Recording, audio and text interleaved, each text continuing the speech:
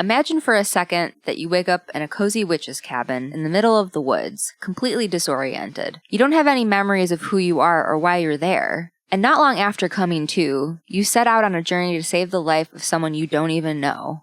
Hey everyone, I'm Amy, and thanks for stopping by. As some of you may know, I just started my YouTube journey recently, and I really appreciate all the support.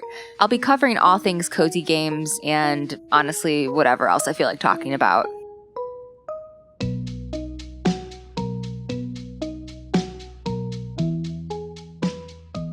For today's video, I thought I'd do a review of something I've played recently, which just so happens to be Wytchwood. Now, this game has been out for several years at this point, so I'm sure there are plenty of thoughts out there already, but I wanted to add my 2 cents because I think there are some things worth mentioning about Wytchwood. Before we get started, please like this video and subscribe if you'd like to see more cozy gaming content from yours truly. And a special thanks to those who have been watching and commenting. It's really encouraging to get support early on. Wytchwood publisher Alien Trap describes the game as a crafting adventure game set in a land of gothic fables and fairy tales. As the Old Witch of the Woods, you will explore a strange countryside, collect magic ingredients, brew sorcerer's spells, and pass judgment upon a capricious cast of characters. So what's it about? In Wytchwood, you play as a witch who has just woken from an endless slumber with no memories or even a slight inkling of who you are. When you exit your cabin, you're met by a black goat, who reminds me an awful lot of Black Phillip from Robert Eggers' film The Witch, so you know I was highly suspect at first glance.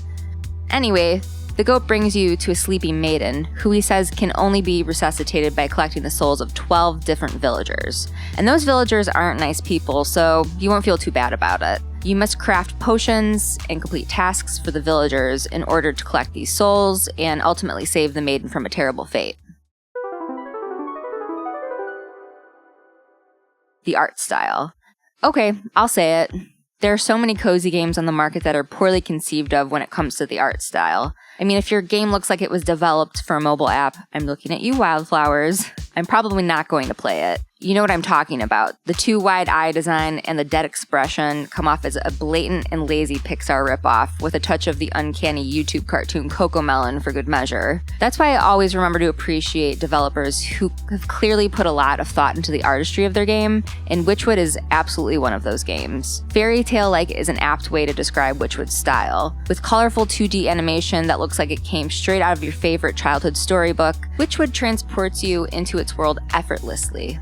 I'm not an artist, so forgive me if I don't know what I'm talking about, but Wytchwood's color palette is filled with rich, warm hues that make it perfect for an autumnal playthrough.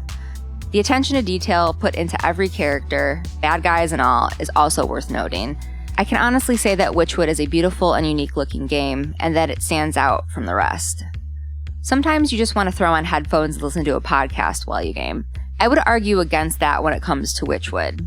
It has a really soothing and almost medieval-inspired original soundtrack that makes traversing the woods, swamp, and mountainside an absolute delight. Plus, all of the characters make cute little sounds when you walk by or interact with them, like the buzzing of a mosquito or the splat of a newt when you lure it with a trap. You definitely want the required senses to be engaged while you play through the game. It simply wouldn't be the same experience without the oral engagement. I won't go on about this too much, but if you're sick of farming or you don't like farming in general, you'll be happy to know that Wytchwood is farming free.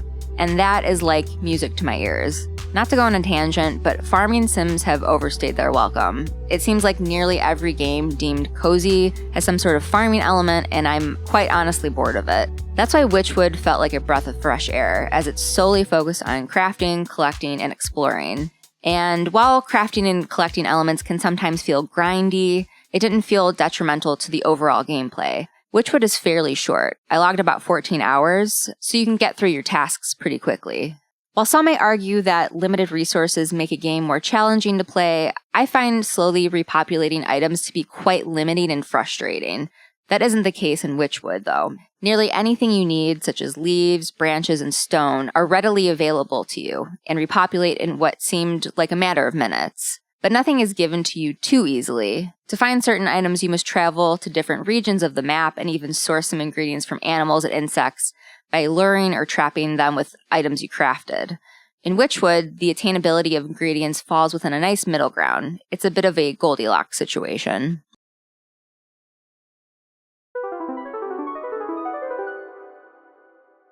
Honestly, I don't have too many cons for Wytchwood. I truly enjoyed my time playing it, and I think it's incredibly well done compared to other indie games in a similar vein. However, I do feel like the story itself falls a bit short. I was quite disappointed in the ending because, well, not much happens. You spend all of your time completing these tasks to what you think will be a captivating conclusion, all to find a hollow end. There is a bit of a twist too, which I think came way too late in the game. Everything kind of falls apart. Wytchwood has a ton of dialogue as well, and I didn't particularly find any of it fun or engaging to read. In fact, I started to quickly skip through it just to continue my progress. While I feel the developers nailed the overall gameplay, a final pass of the story and dialogue would have been beneficial. Sometimes you need to look beyond the surface story to find the real meaning. I realize that this is kind of a nitpicky and personal opinion, so if a so-so storyline doesn't bother you too much, you might be able to look past it. Look, do I hyperfixate and rush through games I'm really enjoying? Yes I do. Maybe I just need to pace myself better, but Wytchwood felt just a tad bit short for me. I completed the story in about 4 or 5 days. From a developer standpoint, I understand why an indie game isn't as expansive as a Nintendo exclusive or a AAA game. Time, resources, and funds aren't nearly as available to indie developers. That said, I do hope some Wytchwood DLCs are coming our way. I just had an absolute blast playing Wytchwood. It's one of those games that make you wish you could play it again for the first time. You can tell a lot of hard work went into creating it, from the keen attention to detail of the character design to the enveloping soundtrack. And while I don't exactly love the story, I can look past this minor flaw and see the game as a success. I'm giving Wytchwood 4 out of 5 feathers. If you like to play Wytchwood, you can play it on Steam for Windows and Mac OS. It's also available on the Nintendo Switch, PlayStation 4 and 5, and Xbox One. I hope you found this review of Wytchwood to be insightful and helpful. If you've played Wytchwood, what are some things that you liked or disliked? Leave your thoughts in the comment section below. As always, thanks for watching, and I'll see you in my next video.